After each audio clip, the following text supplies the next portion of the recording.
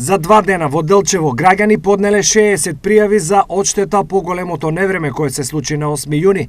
Комисијата за процена на штетите ги започна активностите. Се постапува по поднесените пријави и се врши увид на лицеместо на поплавените објекти и површини.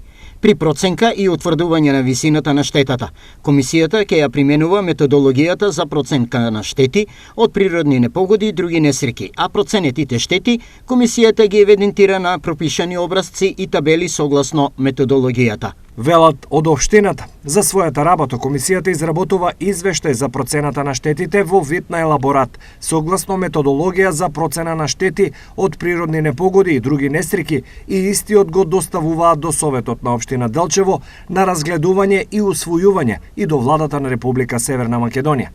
Граѓаните кои сакаат да пријават штети од поплави и град, тоа можат да го сторат до 23 овој месец.